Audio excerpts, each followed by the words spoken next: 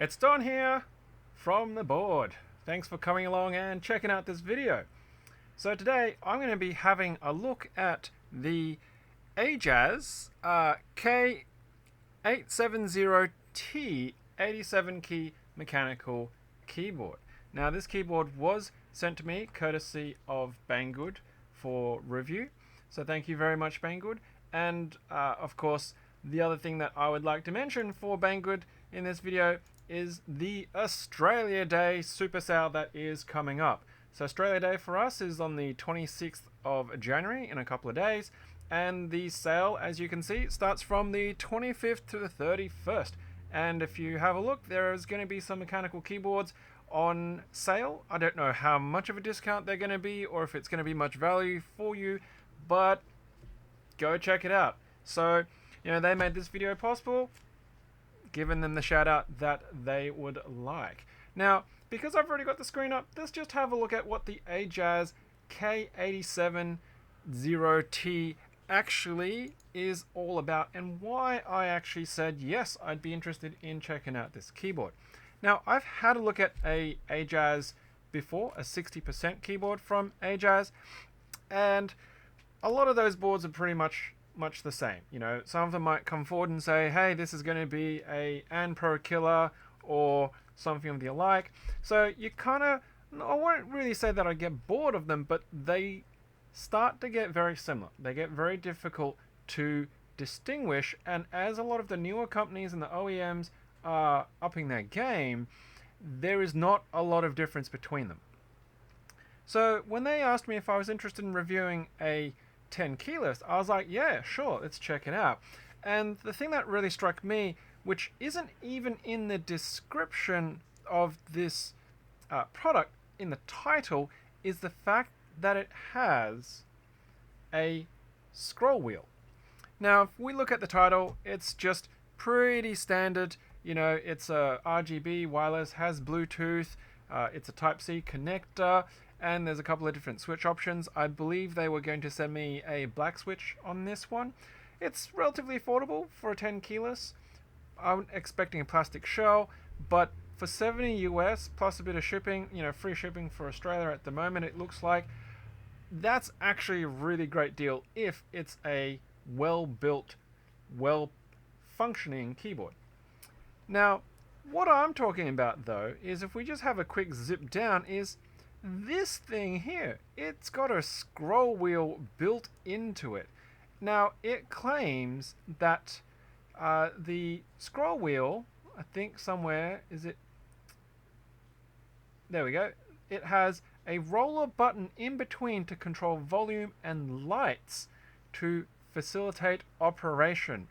Now, I've never seen a keyboard with a scroll wheel like that in that position. I have seen them on full-size keyboards, and they're typically above the numpad, where you might have indicator lights on some keyboards, like for example on my Philco, but not on a 10 keyless. And for it to control the RGB, which is what it's claiming, and also have volume control, which is a little bit more standard, then that's what I was like, oh, I wonder how well this is going to work. What I would like to say, of course, in advance of actually opening this up and checking it out though, is it would be nice if you had a means of changing its programming so you could use it as a general scroll wheel like on a mouse. So if you are on your keyboard and you just want to scroll up and down a web page without using page up, page down, why not use that scroll wheel? So I don't know if that's even an option, if somebody can reverse engineer and hack the software to do that, but in any case, that's just some thoughts that I had when I was looking at this product. So we've got some 18 RGB light effects. There's some features there that we'll probably refer to later. It talks about a 2000 milliamp battery. I'm not really quite sure what they mean by high quality satellite access, but I suspect they're actually talking about the stabilisers. So they're plate mount stabilisers, but we can see from this picture, these are like rendered switches. So this entire picture looks like a render. So we don't know if the real product will reflect what this looks like. And as it says, scroll wheel functioning, it's got these two buttons next to it. The left button is for Bluetooth mode, and when the light is off, it's in wide mode. and then the middle button, it will let you cycle between controlling volume and controlling brightness. So that should be really interesting to check. Now, it's got flip out feet, there's the size, and some other extra buttons. So that's what we are kind of expecting to see. That's what we are hoping to see for this particular product. Let's just zip back up so that's a little bit easy to reference. And I've also got my Bluetooth on for when we get to that to see how well it pairs to my PC via the Bluetooth mode. Okay, let's switch over to the desktop. So here is the package. It's still wrapped in plastic. A little bit disappointing that they didn't put a bit of protection around it. Now this did come from a local warehouse, maybe, I think.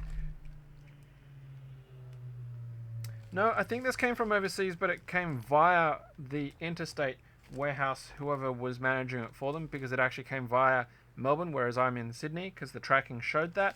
I can't show you the label because it's got my address on it, but it is taped, it is sealed. But it would have been nice had they just put some bubble wrap or some foam on it, you know, just for a bit more extra protection. It's a real shame because you don't want to get something that's going to be damaged after waiting for goodness knows how long to actually get it. Right, so here we go. So they've given me, I thought it was going to be white, but this box is displaying a black keyboard because the product shows it's a white keyboard. It's very glossy. Now on the front of it, AJAZZ X Nacodex. I don't know who Nacodex are. It doesn't seem like there's any mention of that on the product page, but that's okay. Nothing else on the sides. And then on the back, okay, so we've got the white one. And is there anything here that tells me what switch I should be getting in this one? There's a side sticker. Here we go. And there's a BA. So I don't know if BA means the black one. We will see. Looks like somebody ran a box cutter over here. There's a slash line on that right there. So yeah. And that's what I'm talking about. You know, it'd be nice if there was just a bit of extra protection. Okay. First look, first impressions. Alright, so it's white. It is a white keyboard. It's got the classic gamer keycaps on it. There's an instruction manual here, which we'll pull out for some quick reference. We've got some spare keycaps for the color accents, and there's a braided Type-C connector and cable right there. So it feels not too bad. It's just straight up, you know, polyester nylon type of braiding. Nothing too fancy, but I wasn't going to expect that. And if it'll... Hello? Focus? Not enough contrast. Okay, there we go. There's a Keycap Puller, which please get yourself a nicer one, a better one, because these things will damage your keycaps. And there's your accent. While we've got that open, let's just have a look at how thick these are. They look like about a 1mm keycap. Yeah, they're a 1mm keycap. There's not really anything to that. Just over 1, close to 1.5, I guess. That's actually not too bad. It's not very consistent though. One side is just over 1mm and one side is pushing closer to 1.5. So you can see the sprue marks on these. They're actually really obvious. So, you know, quality wise, I'm not going to say that you should expect very much on it, but these are solid, so they're not shine throughs. You'll see they're not double shot and they don't have that translucency for light to pass through. So if you do swap out the keycaps on the standard set for these, you will not get your RGB through the keycaps. Okay, let's just tuck that back in for now. And let's have a look. Alright, so here it is. We can see the typical sort of gamer font that I mentioned. There's the camera's really struggling today to focus. Let's just bring it a bit closer. There we go. So there's your Bluetooth and wired mode button. There's your lighting and your volume. And this is the scroll wheel. It moves pretty well. It doesn't have free scrolling. It is a little bit strange because the middle of the wheel, if I got fat fingers, right? So the middle of the wheel, I'm actually hitting the up arrow. If they had been able to just increase it slightly and nudge it over, then I could comfortably be in the middle. Now, it's fine to operate it off on the side, but instinctively, I want to just put my finger in the middle of the wheel, and that's hitting that up arrow. It's a small thing, but from a design perspective, I would have liked, straight off the bat, for it to just be, you know, another 5mm over. Okay. I don't know what's happened here, but I haven't used this keyboard, and this space bar is dirty. Look at that. It's got some okay. That's not cool. That's not cool. And that's not even coming off just with a wipe.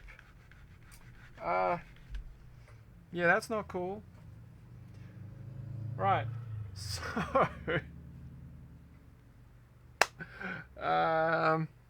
temporarily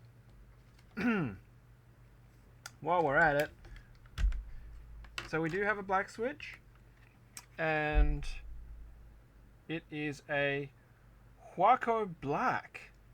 Huaco black. So let's see if we can. There we go. H-U-A. No, it's a. Is that a Huano? Or is it. It has to be a H-U-A-N-O. Or is it a K? It looks like a K. But it could be. It's probably an N. A Huano. A Huano switch.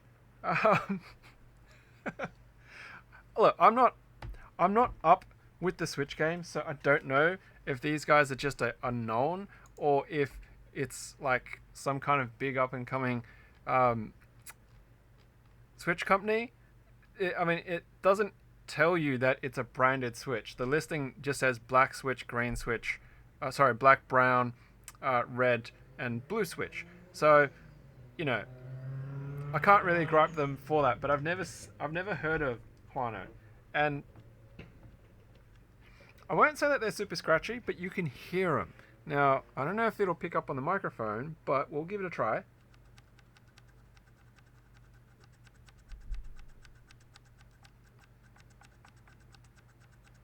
Like, you can hear that scratch. You probably want to wear these in, and you probably would want to give them a lube. Now, because I've got these keycaps off anyway, and the Alt is also dirty a little bit. The double shot is all the way in that base, but then the sides of it is the white, and the stem is that translucent see-through shot. Now, these keycaps definitely are very thin. They are definitely 1mm on one side of the wall and on the other side, and this side is less than a millimeter. Hang on a moment.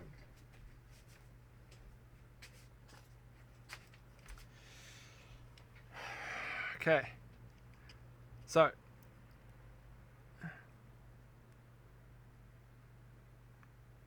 the pointy bit of that gauge, it is less than 1mm, and then on the other side of that keycap, it is.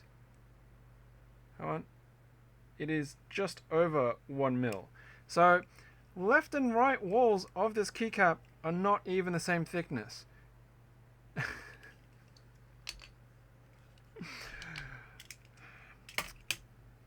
Good stuff. But you know what? That's okay. We'll keep our... We'll reserve the, you know, full judgment once we've been through the process. Now, this thing's got massive amount of sprue marks on the bottom here. Look at that. That is crazy.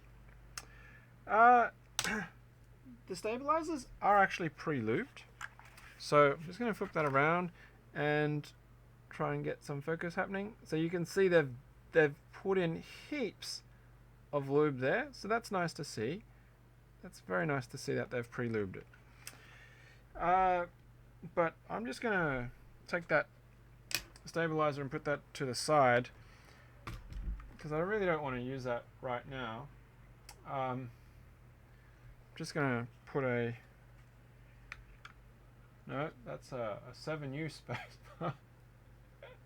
Is that a 7 as well? Why do I have two 7Us SA space bars here? Look. Alright, I'm just going to wash my hands after this review. Not eat anything. I'm just going to put that space bar back, but that is not cool. I don't believe this is meant to be a hot swappable keyboard either, because it wasn't actually mentioned as a hot swap. So I'm not going to actually put too much effort, but I'm just going to see if it will actually budge lightly. So the switches rock, but they're definitely not coming out. So I believe they're soldered in. So yes, definitely not a hot swap. Now, the reason why I say this is the other day somebody asked for help in replacing one of their switches, and they thought it was a hot swapped board that they owned, but it wasn't. But they put so much force into it that they actually ripped out the switch and broke off not just the pins on the switch, they broke off 4 pins for the RGB LED as well. They managed to snap 6 pins to rip out this one switch. At what point do you think that the force that you're using is excessive, that you're not stopping to think about that? Anyway, right, let's have a look at the bottom. So we've got on off power there, and then we've got the feet that flip out, which is nice. Angle on that, it's okay, not a problem. We got a power indicator there, as well as an A indicator, although I do remember the listing will have something about what the A indicator means.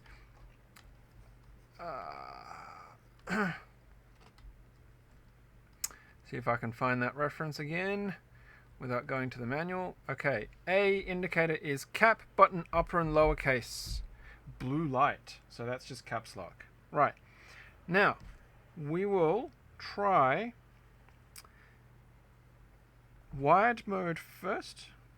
Okay, it's a little bit weird that it's the cable position is not in the center, and it's not far left or far right. It's here. It's just an odd place to put it design wise. Just want to mention that because it really is an odd place to put it. Okay. Connector nice and firm. Little bit of a snap in there. And okay. We have lights. Now I'm just going to turn off the room light so you can have an idea of roughly how bright that's going to be. Turn off my overhead. So it's not too bad. It's actually quite comfortable. It's definitely nowhere as bright as the Gamma K. The Gamma K was just like, whoa, like right in your face. Let's just open Notepad and I can do a little bit of bashing on this. Hello? It is not typing. Maybe it's got the blue light for Bluetooth. So let's press that. Aha! Okay, so now it's on wide mode. So before it was on Bluetooth mode. So this is the AJAZZ K870T. Alright, seems to be okay. Let's do a sound test while I'm at it, since I just want to do a bit of key bashing on it for its general feel.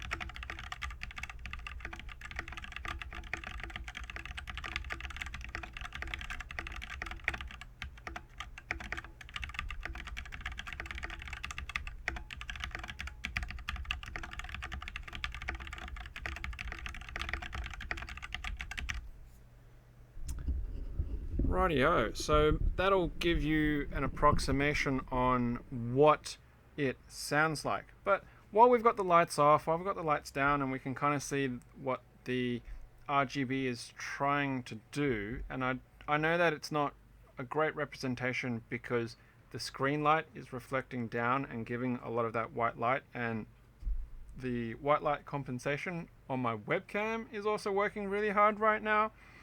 But let's try some of these RGB modes. Okay, so function insert, mode 1. Right, so that was just like the explosion in the middle. Function home is mode 2. So we've got like a rainbow ripple that's waving through. Mode 3, raindrops. 4 is okay, it's explosion from key press. Mode 5 is breathing. Yep. And mode 6 is an actual wave pattern that's going up and down. So, I mean, that's 6 patterns. Where, like, is there 3 variants of each type? Well, let's try the brightness factor. So I've pressed it and the blue light is on, and I should be able to increase. Oh, it's wigging out. maybe let's just go back to the first one. There we go. Okay. So oh man, that's going to give you an epileptic fit. Every step on the wheel will change the brightness, as you can see. But if you go too far and you hit the maximum, that's when it flashes at you to tell you you've hit the maximum. So obviously it's only got a couple of steps. So this is maximum. 1, 2, 3, 4, 5, 6, 7, 8. So 8 between off and maximum. Right. So where is the other modes? Where's the other modes?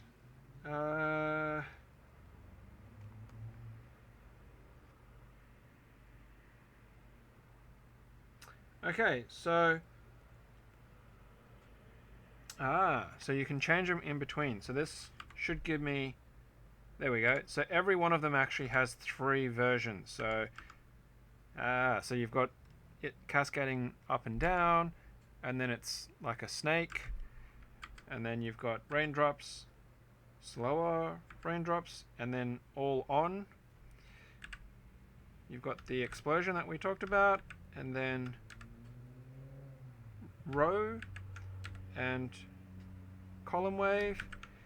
You've got breathing, changing color breathing, and full RGB breathing.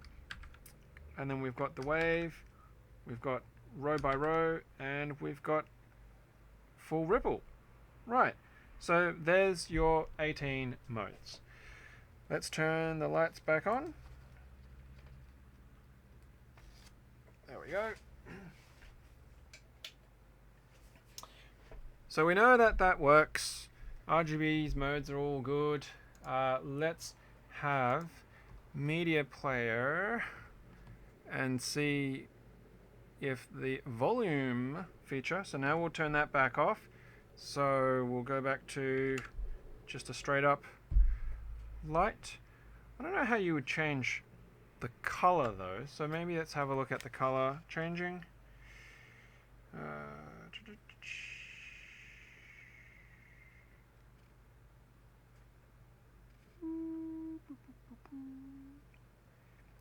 Switch backlit color is function right. So let's just temporarily shrink down that. Okay, so this should be function right. Hey, there we go. So we can change through some color cycles, which is pretty cool. Right, so pretty happy with the coloring. We'll just leave it at that pale yellowy goldy color, and let's see if the volume is, so the light's off, which means it should be changing volume, and yep, so you can't, I don't know if, okay, maybe I need to open my sound settings. There we go. So with the right monitor, there we go. So I'm just going to scroll the wheel and you can see it's just toggling up and down. So it's about 2 ticks per bar that it's moving. Alright, that's cool. It's nice, but how many people really need to be scrolling their volume up and down? If they do have software for this separately, because it's not actually talked about at all on the listing, then I think it'd probably be nicer if you were able to use it for scrolling, actual scrolling. Okay, so let's go back to, oh, that was my settings, so that completely killed that, so I'm going to have to look for Bluetooth and other device settings. Okay, so there we go, Bluetooth. So it's getting a bit of charge now, and I'm going to disconnect it, and I'm going to turn on the switch on the back, because that would make sense.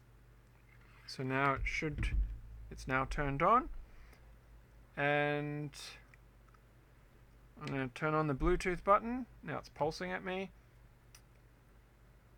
Will it turn on USB keyboard? Is that what it is? Are you pairing? Are you pairing?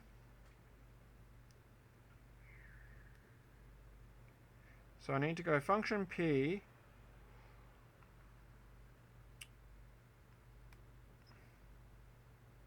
to enter the pairing state. Okay, so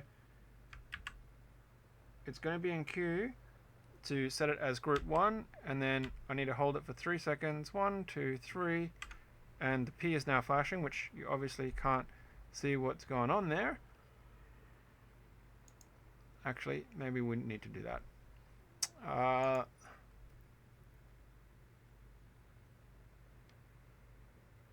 Is that it? So the machinist I want is the Fika. Oh, here we go. Yep, so AJAZZ connecting. Device is ready to go. So let's bring back our notepad, and we'll turn this on, and we'll just resize a touch. Whoop. Okay, and so now completely disconnected.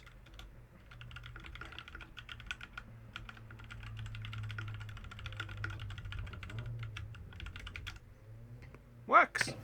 Alright, so there's a little bit of, setup for that, but because you can set it up for 3 keyboards, sorry, for 3 devices, I think if you set it up for your 3 groups, then it should be pretty easy to pair, like most Bluetooth devices. Once the initial setup is done, I think it should be okay. Should be okay. So I'm going to turn that off now, and you can... Now it's trying to run on wide mode, but because the battery indicator, the switch on the back is on, we'll just... It's not a very tactile switch. I don't feel like it's very good quality. I'm going to flip that down. Right, so we've had a look at... Well, the stabilizers, at least on the spacebar, were lubed. Plate mounted stabilizers. Let's just...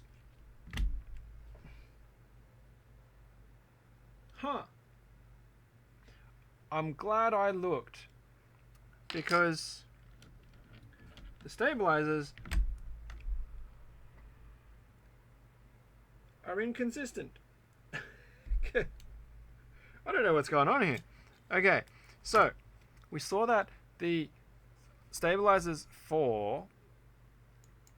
oops, wrong window, my bad. Okay, so the stabilizer for the spacebar was lubed, but the stabilizer for shift is lubed. The stabilizer for enter is not lubed. What gives? Why? I don't understand. It's alright, it's nice for what it is, you know, with a slightly scratchy. It's definitely a different sound. Now, yes, it's a different sound because it's a different sized keycap as well, but this is the shift, and this is the enter.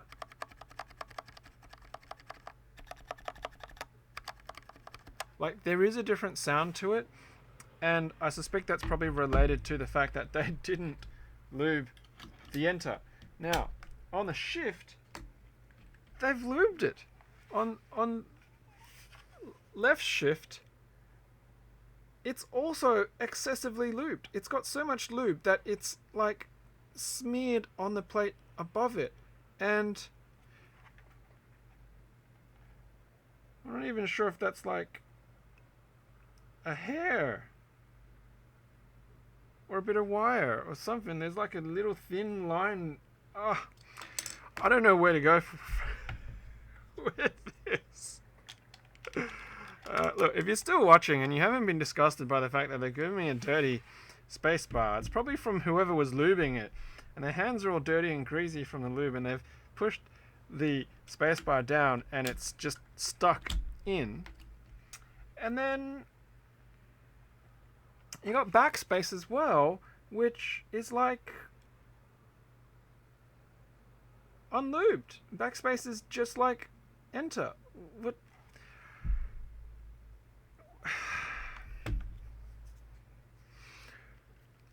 What can I say? What can I say? You're going to have to probably lube these anyway, if you get them. And because it's not a hot swap board, you have a choice of either desoldering it or speed lubing. So if you're going to end up speed lubing it, just inject some lube into backspace and enter as well. Now, I always do a flex test, so I'm going to just wrench this now.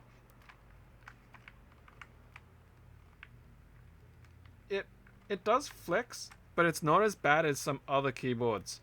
The chassis is actually quite stiff, but I can actually hear it creak, and it does have a bit of flex to it. Not massively, but I am okay with that. But looking at it now, you probably can't see it very well there, but there's actually a little bit of warp in the bottom. It has like a little... It's very faint, like there's just this little bowing that's there. Now you could say that might have been from me just flexing it, but the flexing, like, it's not rocking at all. So it's returned to its normal state just fine, but I can actually push down in the middle and it does bounce. So there is, on the bottom part of this shell, it is actually slightly curved. So it's not really super obvious until you look at it in person. Right. I realize I've just spent 35 minutes on this thing, and I didn't think it was actually going to take that long, but whoa, what is with the font too? I've just realized they've got them side by side, but what is with that? What is with that? That's your single apostrophe and your double apostrophe. But why are they not aligned at the same height, just with a spacer in between it? This keyboard is all full of conundrums. Okay. Well, I need to draw some conclusions now, and what I want to say about this is it has potential. This keyboard has potential if you're willing to do a few things to it. You want to change your keycaps, but of course you would need to know where all of these functions live, right? You know, you probably want to make sure that you keep this guide, or you have it printed somewhere handy if you were one to use the various functions on it, because these keycaps are not fantastic. You would also want to be willing to spend the time and effort to lubricate the switches. Now these black off-brand switches, they're scratchy, they're okay, they'll definitely feel a lot better if you lube them. Stabilizers, the lubed ones are fine. The ones that aren't lubed, you want to lube them. So that's really where I'm nitpicking out now, is the fact that it has off-brand switches that could do with a bit of work and fixing. And of course the factory inconsistency of lubed and unlubed stabilizers. It seems to hook up, it seems to pair okay, it's got a good solid weight to it. The feet are actually alright on this. They're rubber feet, and you know, on my IKEA desk they do a good job of stopping it from sliding around. And it's a firm feeling board. It flexes a little bit, and you know, I can make it flex in the middle because the case is slightly bowed, but other than that, you know, I'm actually pretty comfortable with it. How would I rate this? Out of the box, as is, what I've got with a dirty space bar and weird lubing inconsistencies, I'm going to have to give it a 6. It's a bit better than just straight up average. I do like the scroll wheel, but its design annoys me that it's not shifted slightly over. But if you're willing to put in the effort and actually do what I said about lubing and, you know, swapping out stuff, then it's got a clean look about it. The angles, the design, the aesthetics, the functionality, switching from Bluetooth to wired and being able to change your light modes. You could sit this in an office. It would work really well. Just turn down the lights, turn off the lights, right? Without the gamer keycaps, without the RGB, it on Bluetooth mode, or with a very simple white cable, you know, I think you're getting to about a 7.5, almost an 8. But that's if you want to spend the extra bucks.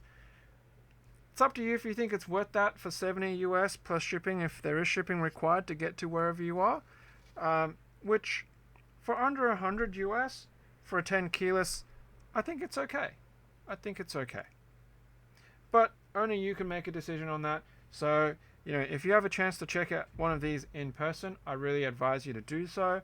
And also, you know, to note that the sound sample that you heard of me typing is through my specific microphone. So it may not sound anything like this to your actual ears, depending on the signal processing that's required to get through your computer and your setup to your ears.